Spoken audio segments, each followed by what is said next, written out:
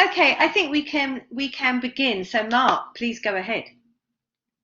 Appreciate it, and it's so beautiful. I'm coming to you from home, and right outside there's fantastic noise, so I apologize for any background noise. I'm going to try to do a few things here. First of all, I want to welcome everyone who is in the room today to hear from Dr. Oslender. And as I explained to Ulrich, people are coming to this room from many different ways. One of the ways being most critical for us, Professor Sarah Jacobs' work with the Humanities Edge grant and bringing together this fantastic speaker series this week. So that's one. Another pathway to this presentation today is the Padron Campus specific, but also online teaching and learning symposium. So if you're from the Teaching and Learning Symposium, welcome. It's good to have you here. And a third and final, well, there's probably more ways that people are coming here today, but what I represent, and along with the Teaching and Learning Symposium, is what the Earth Ethics Institute and the Institute for Civic Engagement and Democracy is calling our campus learning community, our CLC, which this academic year has been looking at UN SDG 11, which is the sustainable cities goal of the 17 UN Sustainable Development Goals. And what I love about this goal is that it looks at environmental sustainability, which is part of what we're going to be talking about, but also the issues of safety, inclusivity, and resilience, which is also going to be part of what I believe we're going to be talking about. So I hope I've navigated those borders of bringing this all together.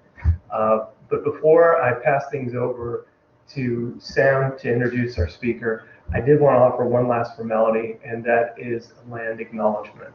And if you haven't experienced one of these before, this is simply, or not simply, it's just a way of acknowledging that this land right here where we're sitting or standing has long been inhabited by people that don't just exist in the past, but are with us as part of our community today. So this statement was developed in partnership with a member of the Miccosukee tribe. So I'm going to read from the statement. At Miami-Dade College, we acknowledge the indigenous peoples on whose land we stand, the Miccosukee and the Seminole tribes who remain unconquered, and the Tequesta tribe, who first occupied the land that is now downtown Miami, and so represent ties to both our prehistoric and historic past.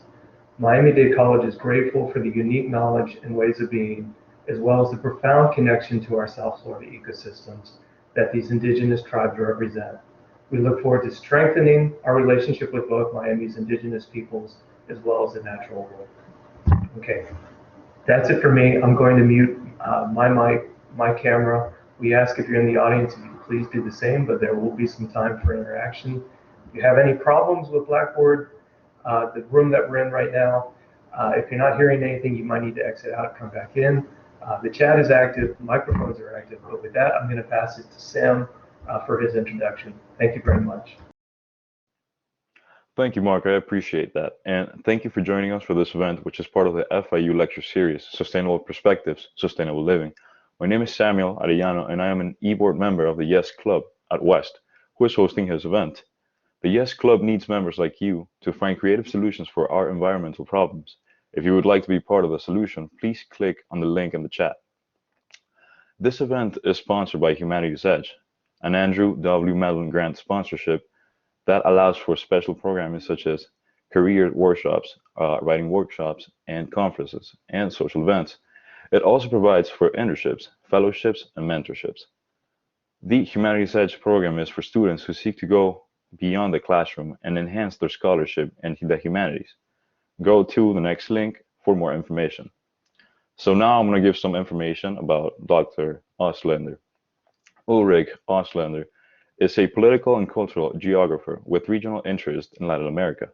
He gained his PhD in geography from the University of Glasgow, Scotland, and is currently Associate Professor of Geography in the Department of Global and Sociocultural Studies at Florida International University in Miami, where he is also affiliated faculty at the African and African Diaspora Studies program and the Latin American and Caribbean Center.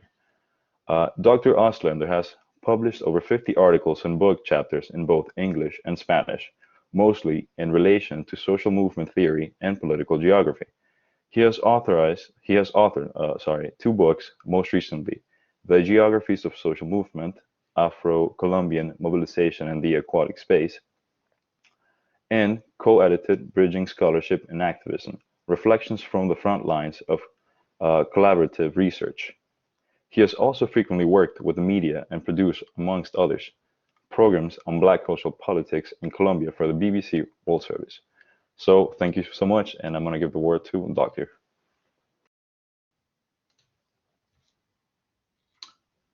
Thank you very much, Sam, for the presentation. I hope everybody can hear me. Thank you very much to Professor Jacob as well for the invitation. It's very exciting to be part of this MDC FIU lecture series. It's great that we have those two institutions in Miami working together, connecting, trying to establish work together. So it's really nice to be here and share some of the work that I've been doing over the last years with this group of people. I want to start off with the presentation. Just a couple of slides first to give some background on the kind of work that I've been doing. I'd like to then play a short video to give everyone a sort of audiovisual experience as well of the region that I'm talking about, and then I would come back and continue with the presentation. Towards the end, hopefully we'll have time for questions and answers. So what you see here is a photo that I took on one of my first field trips to the Colombian Pacific region. That was back in the 1990s. And it was taken out of a small plane as we were approaching the town of Guapi. And that is really still what a typical bird's eye view of that region would give you today.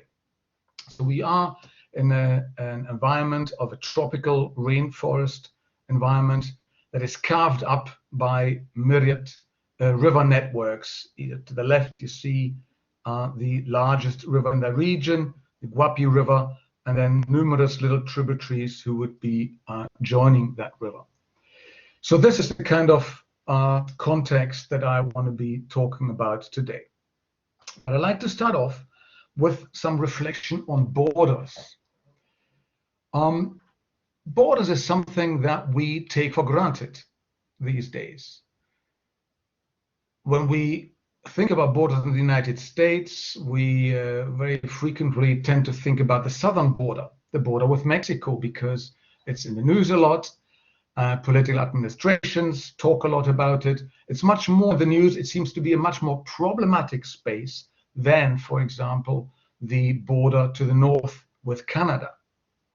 Borders do signify a struggle over space. Depending on where you are, what side you're on, those borders really mark spaces of inclusion and exclusion. There is nothing natural about borders, though. They are the result of the process of the long process of the construction of the nation states that we've seen over time. As a geographer, I'm also interested in borders because we can think about them as a process of geographing. Geography, if we take this apart, comes from geo, the world, and graphing, to write. So geography, in a way, is a process of earth writing, the writing of the earth. And borders, as they are carved into space, are an indispensable part of that. In order to sort of think about borders in a more complex way, I've used a short quote here by a geographer, J.R. Twall, whose work I like to use in my courses on critical geopolitics. And I hope that really sort of reflects a little bit the not natural constitution of borders, but how these have been processes that humans have conducted over time. So J.R. Twall, what he says, and I quote, "While almost all of the land of the earth has now been territorialized by states, the processes by which this disciplining of space by modern states occurs remain highly contested. So we're looking here at very contested practices, something that within the United States, from the United States perspective, we tend not to think about that perhaps, but there are many regions in the world where borders are still highly contested between different countries. Tual continues. Idealized maps from the center clash with the lived geographies of the margin, with the controlling cartographic visions of the former, the states, frequently inducing culture conflict, war, and displacement.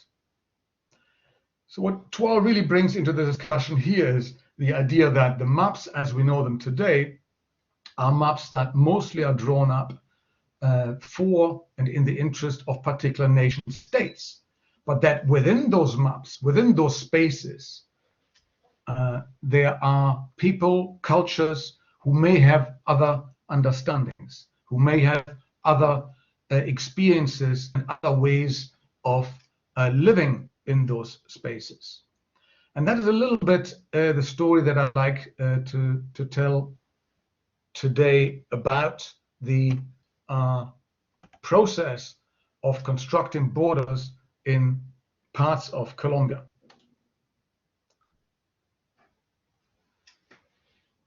So what we see here is another photo to the right.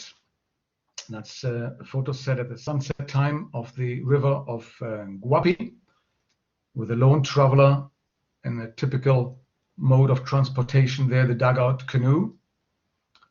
And below, I've included a map to show you the region that I'm talking about, which is to the very west of Colombia, the Pacific Coast region.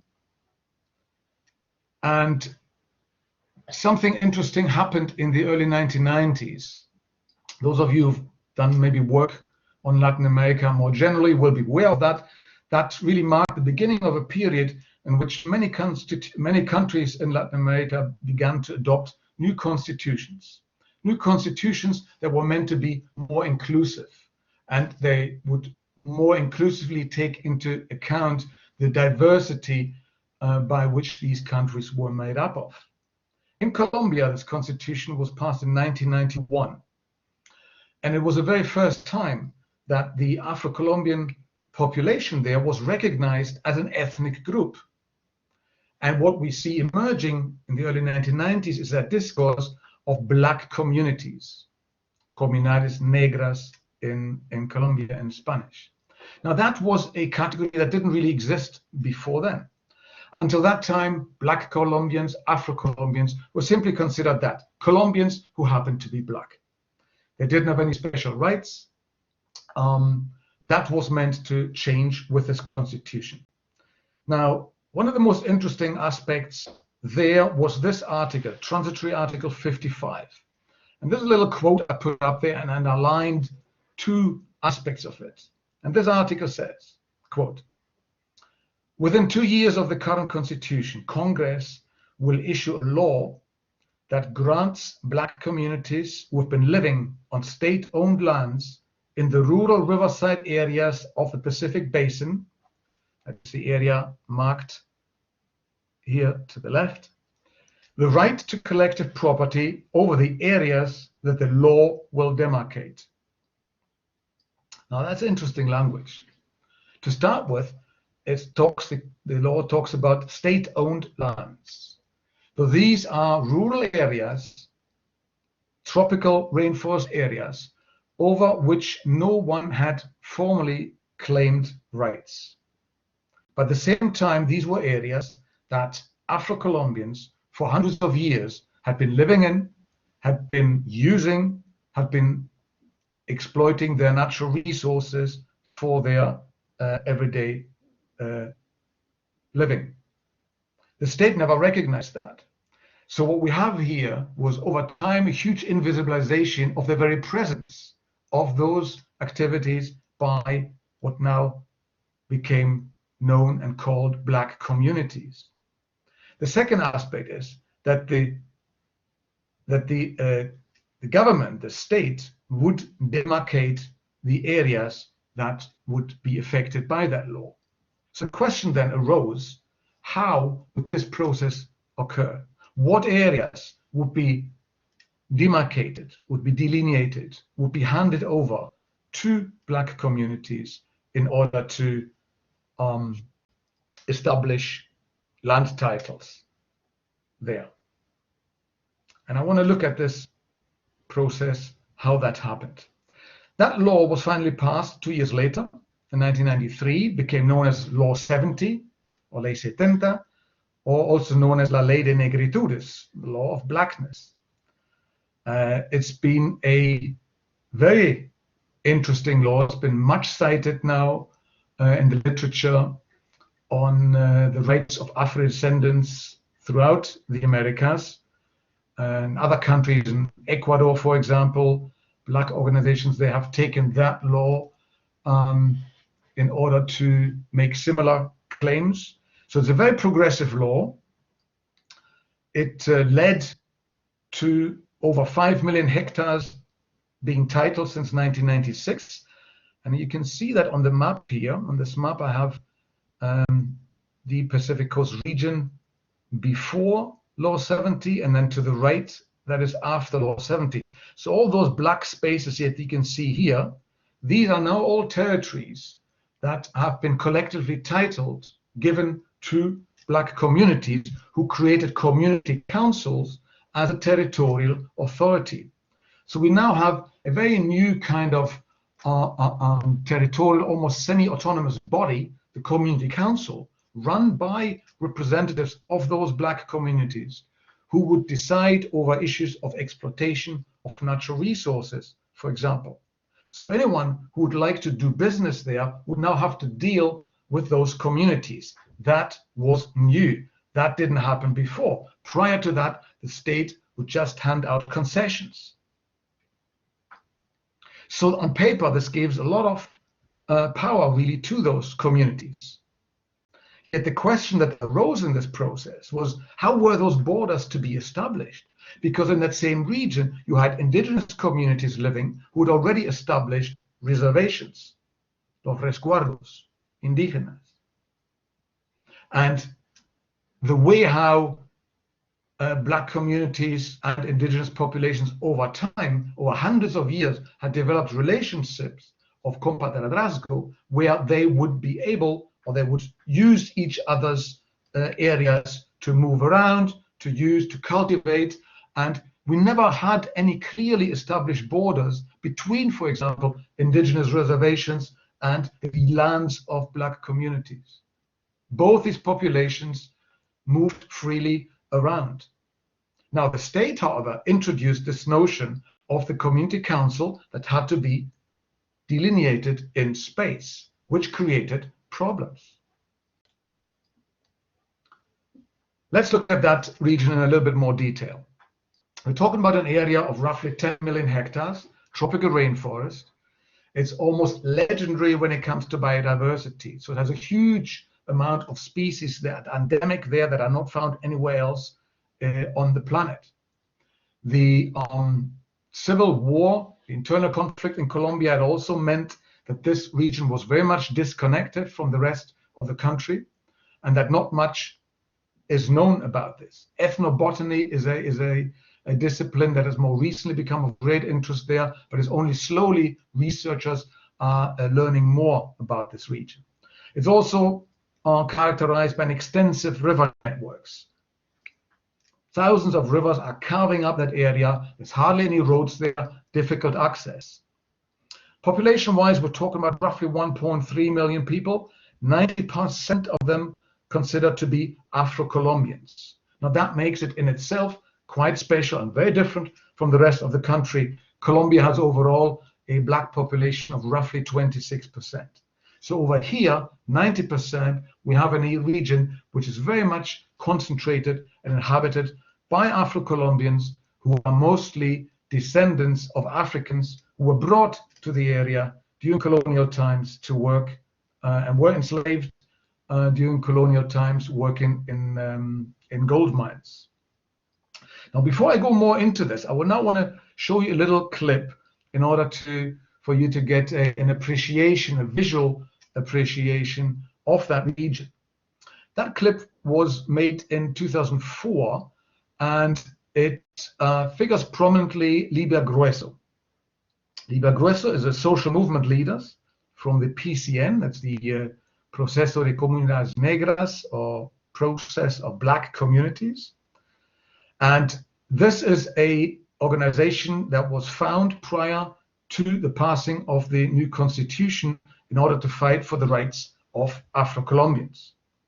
And in that particular region, the environmental conflict had been growing over time due to logging, uncontrolled gold mining, etc.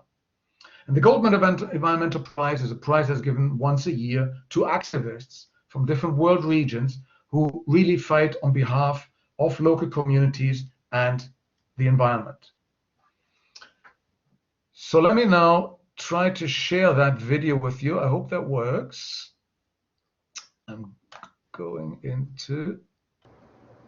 Doctor, as you share it, see if there's any kind of audio setting for sharing as well. We sometimes have trouble with audio sharing. Good point. Thanks very much. I did try that earlier. So let me go back into this.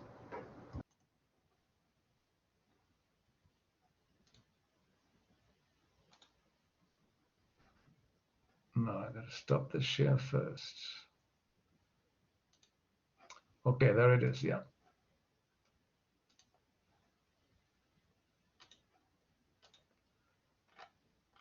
Okay, so this is Livia Grueso. Can you all see her? Yes. Yes. So that has worked. Okay, great. And I want to show you the profile video. It's a video about 5 minutes.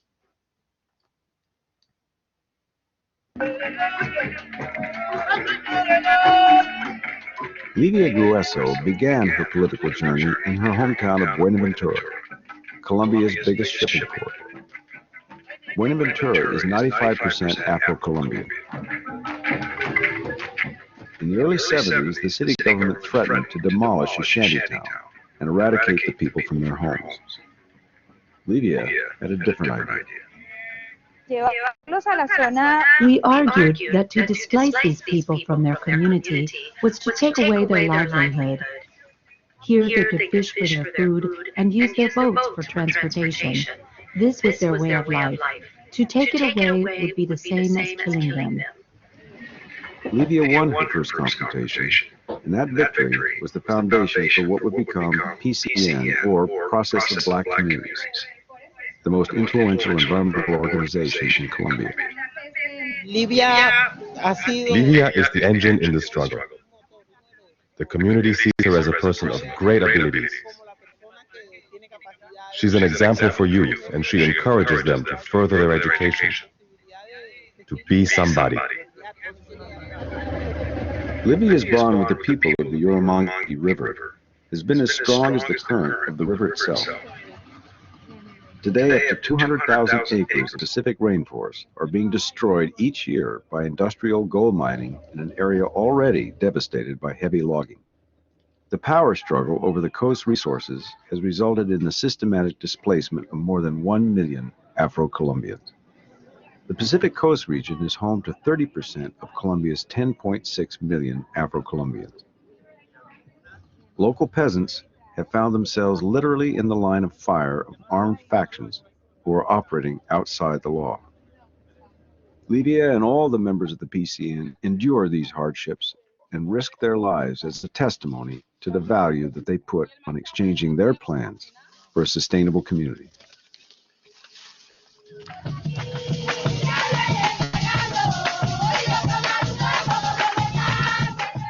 West Coast of Colombia is basically, in many ways, Africa. The African Colombian loves it, and so they live their own way, and in the process they have remembered their culture. These were lands that belonged to our ancestors, so we had to organize ourselves and recover the lands we had lost. We never dreamed that it could be possible.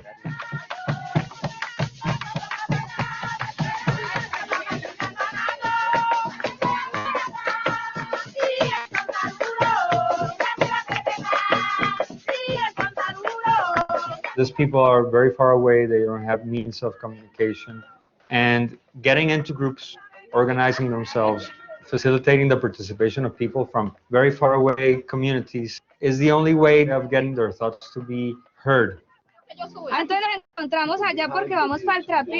1993, Libya and the PCN mobilized their constituency to help formulate and push through Law 70, an historic legislation that granted Afro-Colombians recognition as a distinct ethnicity with cultural and territorial rights on the lands they've populated for hundreds of years. The victory secured more than 5.9 million acres in territorial rights for Colombia's black rural communities.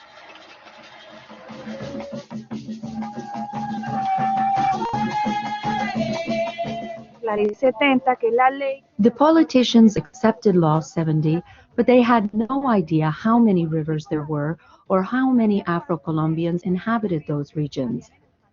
The area is one of the most biodiverse in the world. Our daily practices of caring for the river and the land help to maintain that biodiversity. Libya has been very important to our struggle. Previously, there was no awareness about Black culture. The work has been to give value to these cultural traits that we had been losing. Now, people feel valued, they feel stronger, they feel capable of demanding their rights. There's a recognition of how these people have a right over their territory and have demonstrated through their traditional usage that there is an alternative way of using natural resources that is sustainable. We as a Black community share a history and a common vision, grounded in the idea that nature is our principal ally. We want the liberty to construct a different kind of life, based on nature, so the world can see. That is our dream. For outstanding environmental achievement in South America, the 2004 Golden Environmental Prize is awarded to Livia Grueso, Buenaventura, Colombia.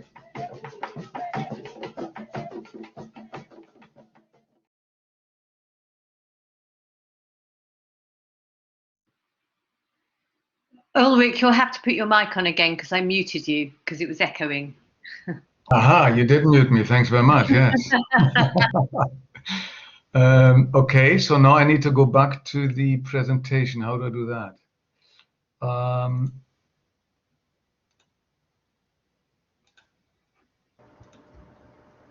If you're seeing the same screen that I am, there's a little arrow down to your right. There's I got it. Great. Okay, I'll just click through this again then. Yeah. Okay, that was the last slide we're on. Okay, great. Now, this was basically Livia Grueso and her work by the PCN in the Pacific coast of Colombia. And I think what we've seen there, the kind of visual appreciation that we got, is something that I sort of over time came up and conceptualized in terms of an aquatic space. Basically, what we have here is a very fluvial territory. There's no roads in this region. It is mostly rivers on which people travel.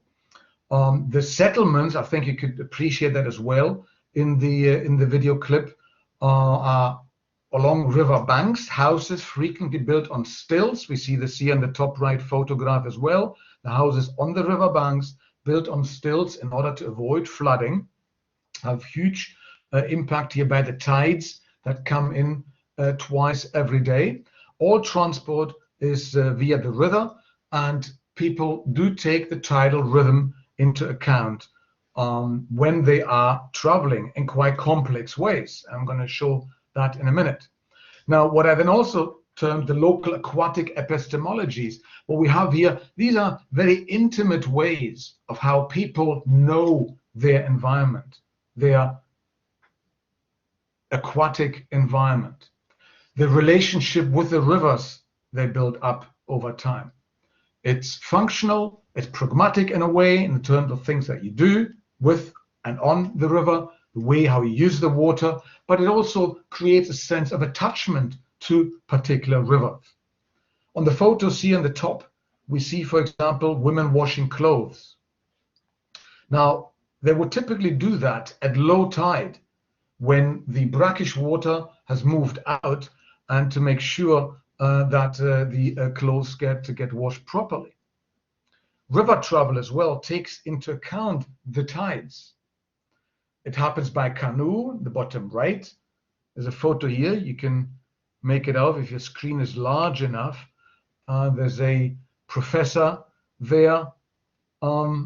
Sorry, professor, what am I saying? There's a father there with his daughter.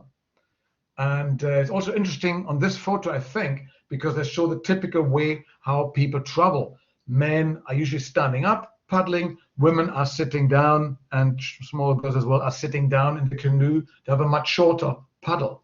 The men have a longer paddle and stand in the canoes. On the left photo, the bottom left, is maybe not that obvious. This is actually a raft that people have built. They've been logging trees in the forest, and then they built a raft out of those tree trunks and traveled on that raft downstream. Now again, in order to do that, they would always plan when the tides are. So typically you would travel by canoe or by raft when you would go upriver with the incoming tide. So a high tide would help you to travel upstream. The low tide would help you to travel downstream. And these were not just coincidental features. This is how people would plan their everyday activities, really very much around the tide. And this is what I mean by local aquatic epistemologies, a deep local knowledge of the surrounding environment.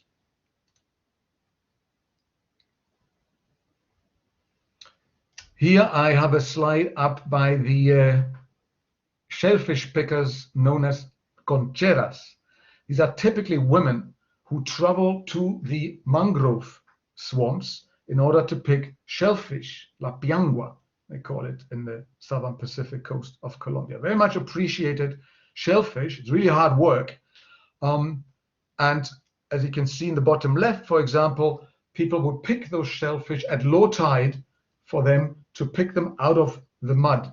Or the lady here in the bottom photo as well picks them from the roots in the mud. And you can really only do that once the waters have retreated at low tide. So again, what you need here is, what we have here is a clear planning, a timing around the tidal rhythms that allow you to actually perform this particular productive activity. These women tend not to live necessarily nearby either. So they sometimes travel 2 or 3 hours to get to the mangrove swamps, do the collecting for 3-4 hours, and then travel back home. So again, when setting off from home, they have to calculate the tides in order to make sure they get there on time for them to pick the mollusks. And this is just one more shot of the town of Guapi, where I did a lot of my research, spent many months there. And that was a spot at the landing steps where I spent a lot of time. There's a little outdoors bar there as well. We could sit at the table, enjoy a cool beer, and observe really the atmosphere around you. And what I like about this photo is it really shows you, gives you a sense of how that river is central to everyday life. There's so much going on here. You see children playing in the river. Women have also come down to wash their clothes. You have the odd embarkation arrive here with products. Arriving here at the landing steps. Here at in the distance, you have a little patched roof there. People waiting for transport to arrive. You see men in suits actually with white shirts, so they're waiting for some transport to take them further upstream. So really, the river is the central space of social activities. It's clearly important and crucial to everyday life and also to political life. And now I want to come back to the political process of the constitution of the borders. When the discussions arose of how those communities should draw these borders for their community councils, we had government officials in Bogota, the capital of Colombia, looking at maps, as we will do in a minute. They looked at maps and they decided that those community councils should really be organized around already existing municipalities or smaller villages. So the people living in those areas should be getting a territorial title over the lands around the municipality, around the village. So they had the state logic geared around this notion of municipalities. That was the spatial logic by which the state operates. However, communities operate very different. Their spatial logic put the river at the center of their lives, including their political lives. So the communities argued in numerous workshops they did not want land titles to be given around municipalities, but rather around entire river basins. And that was a choque, that was actually a problem, in that the government officials arriving in that area, they had no idea about this, and communities really rejected that and made up their own proposals. Let's look at a map that sort of maybe shows this clearer here. This is a map around the area of Guapi. Guapi is the smaller town, about 10,000 people, marked here by this black larger blot on the map, right at the border of the River Guapi. So the government officials who arrived proposed to draw up a land title around the lands of the town of Guapi. Another one up here around the town of San Antonio de Guajuí, etc., etc. Community said, no way. We want something else. We want a land title that includes the entire river basin of the River Guapi. And I'm not sure if you can see that. Can you see my cursor on the map?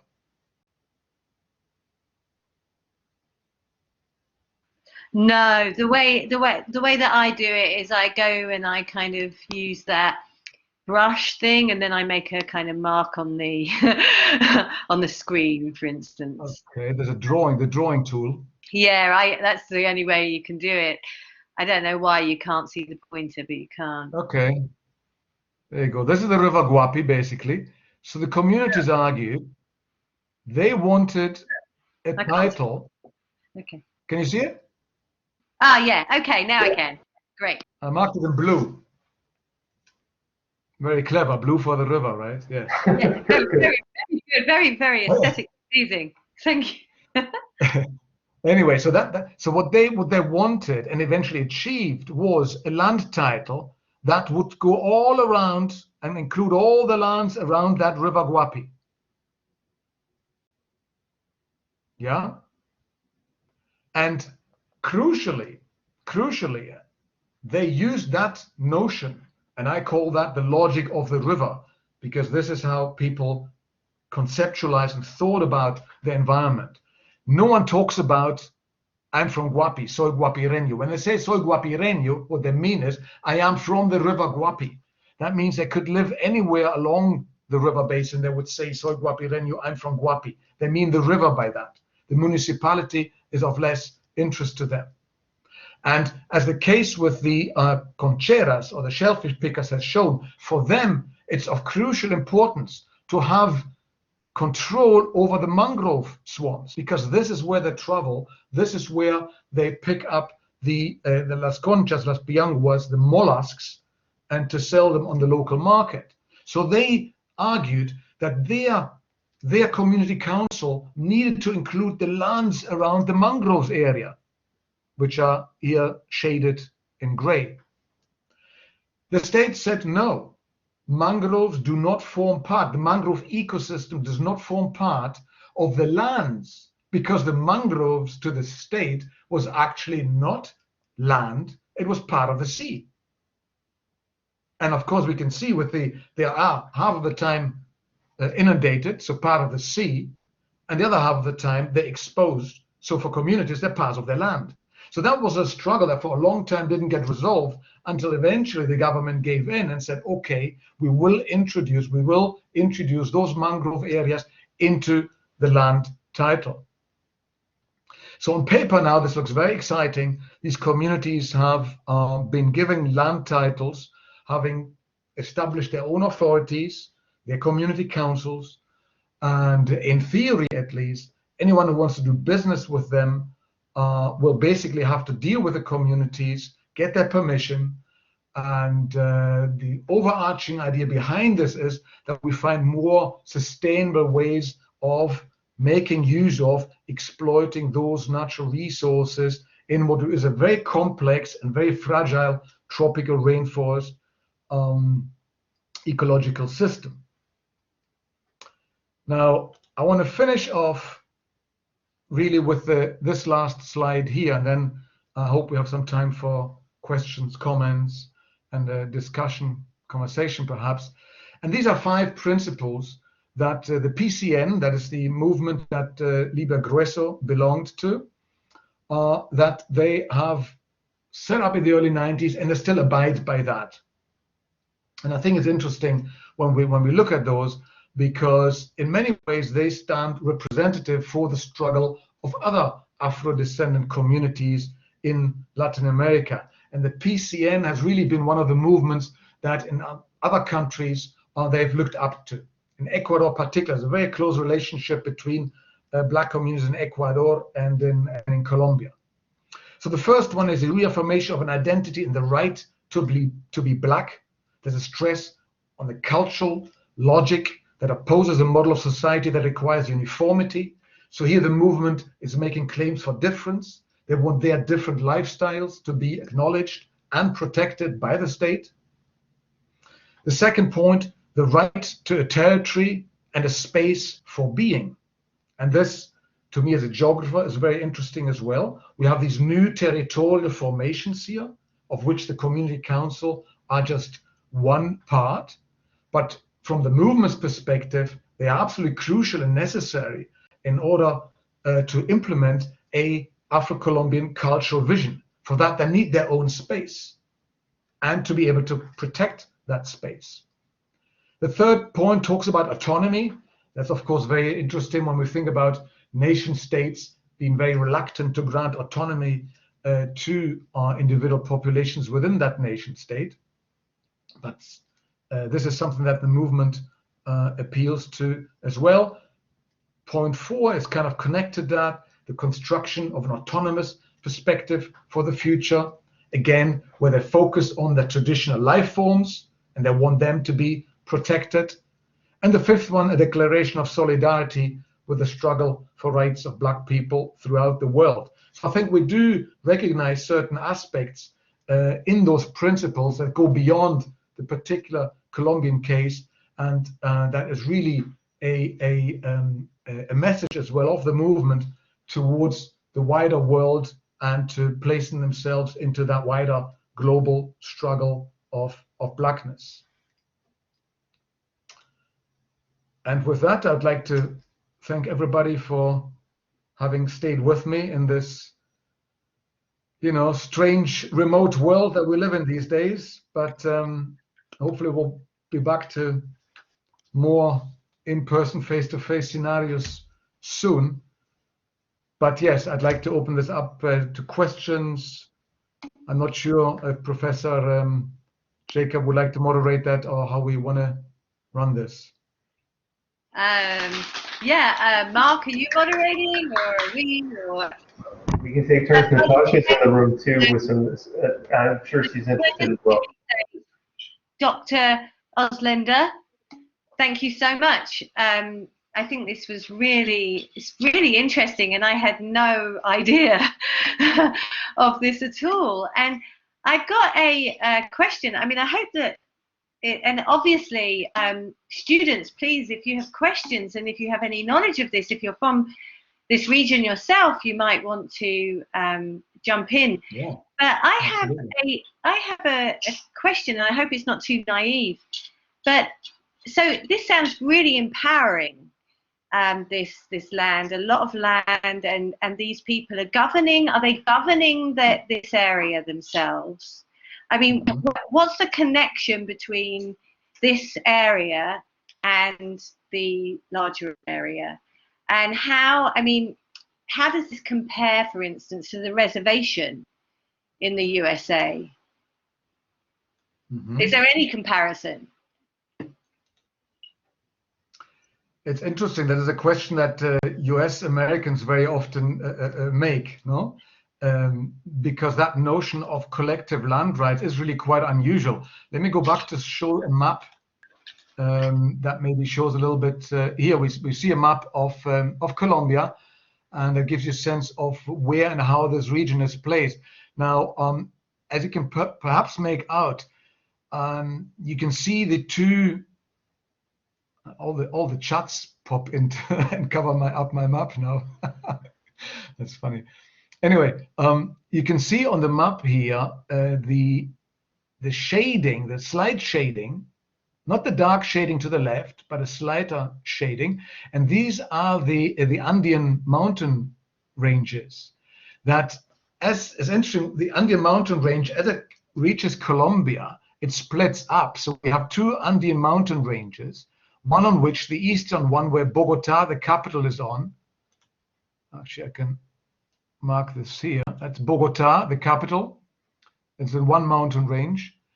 Then we have here another mountain range, this one here. To the west, we have the city of Cali. And the Pacific Coast region is very much, topographically speaking, disconnected from the rest of the country. It's tropical rainforest. It's very difficult to access. So for hundreds of years, this has been a region which has developed very much on its own in a way. Yes, it's always been very remote, and the state had never really sort of a great interest in that region. It's, economically speaking, very backward. The highest poverty levels in Colombia are to be found in that region. And in a way, the idea that the lands had been declared what they call tierras baldías, or empty lands, or state-owned lands, was one way of the state acknowledging that much of that region wasn't really known. No one really had control over that. So for hundreds of years after slavery, certainly, slavery was abolished in 1851. Then after slavery, Black communities, Afro-Colombians, developed their own life patterns there, spread out, living along those river basins, very much disconnected from what was going on in Colombia. And it was then the conflict that emerged with capitalist interest coming into the region in logging. Logging became, in the 1970s, a widespread problem that then locals mobilized against. So it was then that there was a need to somehow find a legal arrangement over those lands.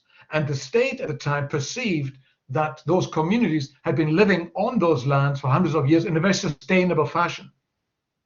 And the 1980s, 1990s was on a global level a moment when we talked a lot about sustainable development. That's in fact when the notion was born of sustainable development. Here we had communities who lived in apparently sustainable ways. So there was even a global interest in that region. The World Bank made a loan available for research in that region, and all of that was somehow connected to giving rights, territorial rights, to those communities. So we have a lot of interests coming together at the time. Local communities organizing politically, wanting rights and control over their lands because they felt squeezed by those capitalist interests from loggers and gold diggers. The state somehow needed a territorial arrangement there. And as I said, the global interest in what was or still is a biodiversity hotspot. So all these interests were coming together in the early 1990s for this law to be passed. And what you said, Professor Jacob, this law, if anyone is interested in legal language, have a look at it. It's going to blow your mind. It's quite amazing. The language is so progressive. because it really empowers those communities. Now, the fact that we are in Colombia also means that the laws aren't really being applied the way they should be, but the text is quite tremendous. Thank you for that. And can I just, to clarify one thing, do members of this community, do they have private property, or is it organized completely differently? There is private property as well, and that incidentally was for a long time a cause of concern for many of those people who actually had their private property in this region. They felt that if now collective property was to be established, they would lose their titles. But that's not what happened. So any private titles that existed were not touched by that. The legislation really referred to those rural areas where nobody had titles over, where no one had made a legal claim to.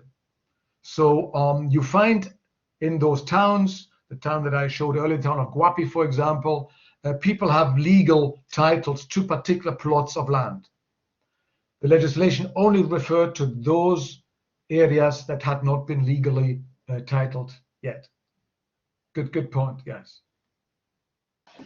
Great, that's so interesting. And do we have other questions, or do we have any? Are there any Colombians here?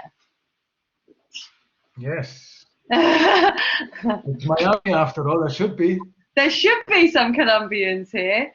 And if any of you know this area, that Daniela Velasquez just said she was. I'm also originally from Colombia, but I'm not familiar with the area per se. I know Buenaventura, but I really never visited it. And Daniel's Colombian too, and did not know about that region. Isn't that fantastic? That's great. Yeah, so it's interesting. Stephen, you have your hand up. Yes, just real quick. What happened to the concheros and claiming mangroves as an important aspect of their territorial, economic structure? I might have missed that, but did they win? Are they getting some agreement, or is the fight that's going on? Please just update me if I did miss that part about the concheros and their request to recognize the mangroves as essential to their livelihood and territory. Thanks. Right, Stephen. So you refer to the concheras here, right? The shellfish pickers. That's correct. Yes. Yeah. Let me go back to that slide here. So the shaded area here, this is all marking the mangrove areas. And these are the areas that the state originally did not want to have included in those titles, but because of that pressure of communities who by that time were very well organized, this happened now in the mid-1990s, eventually those lands were included in those titles. So those shellfish pickers that we see here, they could be living in Guapi. I knew many of them who lived in Guapi, but even further upstream. And they would travel by canoe into those mangrove areas to do the shellfish picking and then come back. And that can typically take 2-3 hours, right? So for them, that was crucial. And the movement was successful in having those areas eventually included in those land titles, yes. Okay, thank you for that. What a great story. Thank you for that. Thanks for the question, yes. Mark Turpak has a question. He just says, if we want to learn more, where's a good place to start? Like if you wanted to learn more about this region and these rights. Well, you could do worse than read my book on it. I was hoping you would say that. What's your book called, Ulrich? The Geographies of Social Movements. I'm going to put it here. Geography. Samuel mentioned that in the introduction. No, but a lot. It's very interesting, actually. When I first went out that's it. Thank you. When I first went out to that region in the mid-1990s, there were very few people doing research there. Certainly only a handful of foreigners, some Colombians. But that has now, really ballooned. It's so exciting to see so many Graduate students now have gone out and do research there as well. One of my graduate students went and did research on coca plantations there, the illegal coca plantations, which is a completely different story now. So you find a lot of information now on the web as well. You could also just Google Law 70, Law 70. This law is actually the text of the law. You find that online as well. If anyone's interested in more specific aspects of it, or you can't be bothered reading an entire book, I'm also happy to send particular articles out. Lots of audiovisual material exists now, really exciting stuff. Documentaries have come out. Mm-hmm. So it's been a region that has attracted a lot of outside interest more recently. And I suppose as well, you know, with issues surrounding sustainability and climate change, that this is perhaps a model region, because you said that there's all these people and they're living, that their lifestyles are sustainable. Right, absolutely. But here is something, and that is something in virtually all my publications. I go back to this law and the potential power, progressive power that it has. Yeah, because it potentially empowers locals to decide on the kind of exploitation that they want of the natural resources. And it gives them the legal support to do that. That is quite unique in many ways. But unfortunately, what happened in Colombia, of course, that beginning in the late 1990s, the internal armed conflict, as we call it, or civil war, if you want, spread into that region. We then had fighting happening between guerrilla groups on the one hand, paramilitary groups on the other hand, the Colombian army getting involved as well.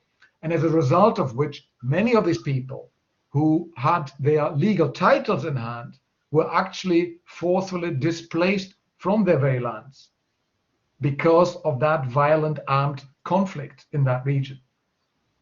Yeah. It's a story I didn't even want to touch in this presentation because that takes us elsewhere altogether. But we have the really absurd situation now that there are existing legal titles, but no more people there, because they all had to run for their lives. Oh. It was alluded to in that video clip on Libia Grueso that I showed. It's not just the guerrilla; it was paramilitaries. Yeah, paramilitaries. That is a result of the guerrillas. But this is why I left Colombia when I was very young, when I was 14. But when I was living there, and up to 10 years ago, more or less, like people wouldn't touch these like regular fox in Colombia for tourists inside Colombia or to go and see these places. People wouldn't even dare to go to this type of places. Guajira, or like lately, a lot of people is starting to go and tour Colombia because Colombia is a beautiful place. We have everything. We have mountains, we have beaches, but it got to a point that half of the territory was occupied by the guerrillas, the paramilitaries, and the whole corruption thing that was going on in our country. So it was a pity because we have such an amazing lands and historical things, you know, that we can really learn. Yeah, the FARC is the guerrillas. FARC, it started with the M19 and then it became the FARC, and then FARC got mixed with the drug dealers, so the mafia. It became a mess. But Colombia has gone, you know, through a whole process of rehabilitation, so we're doing better now. Yeah, I mean, you know, there's a very Colombian story you know, of the internal armed conflict between guerrillas, paramilitaries, then the narco traffico comes in, the illegal drug production, and that eventually in the 1990s entered that region as well. Interesting enough, a Colombian anthropologist who did work in the 1970s and the 1980s in that region called it un refugio de paz, a refuge for peace.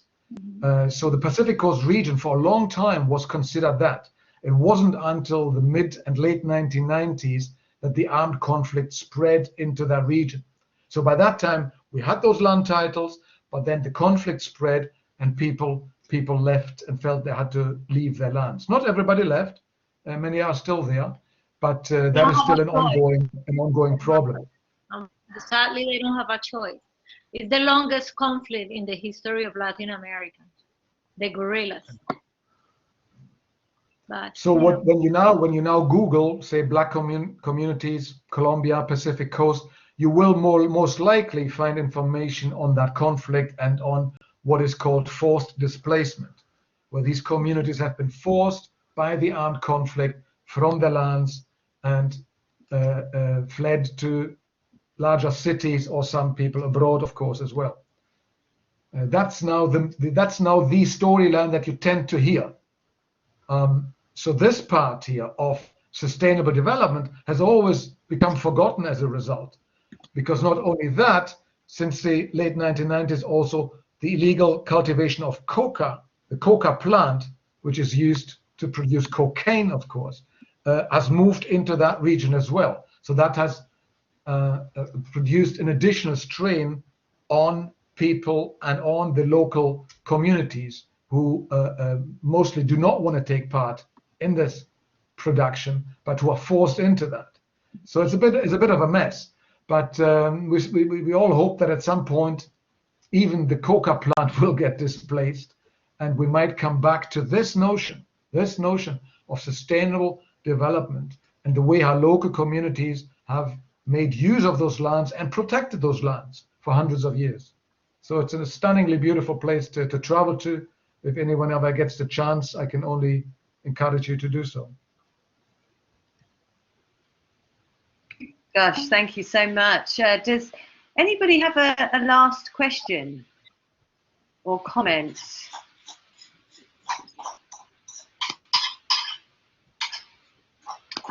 So I would like to then thank Mark. Are you going to say something?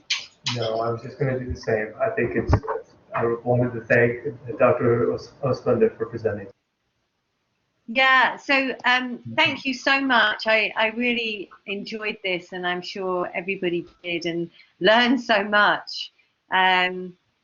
So I just wanted to say a couple of things. Well, first of all, thank you to the Earth Ethic Institute for hosting this. Thank you to Humanities Edge. Thank you to Dr. Oslender, and also to Sam, who moderated. If you do have any questions afterwards that you didn't think of during the presentation, I'm sure that Dr. Oslender will be happy. I don't know, maybe I'm speaking out of 10, but I'm sure he'll be happy. No, absolutely. I have recorded the presentation. It's going to be posted on the Earth Ethics Institute site and also on my site. When I say mine, I mean the Ethic Blackboard. Students in my classes, if you would like extra credit, you can do a 200-word essay about this presentation. So thank you so much. Thank you, everybody, for coming. Yeah, and yeah, okay, great. Thanks so much. It's hard to do this online, but thank you. Yeah. Thank you. Thanks, everybody. Show your love to Dr. Oslender in the chat.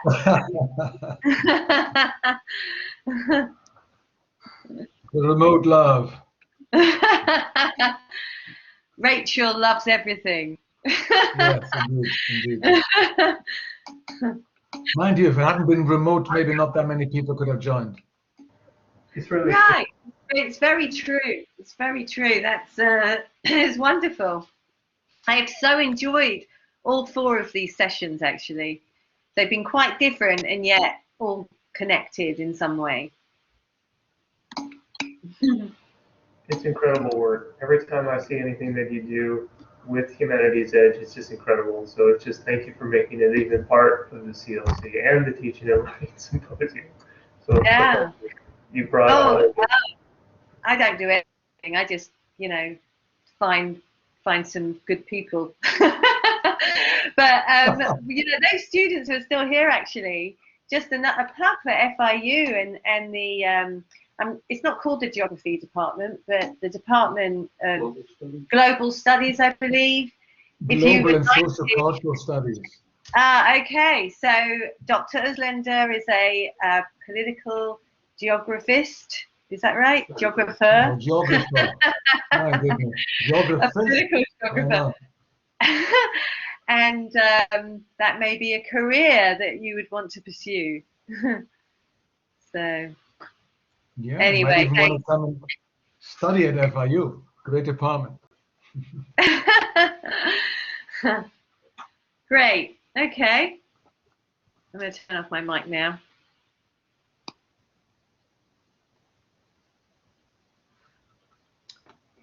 So do you want me to stop? Am I still sharing this slide here, or?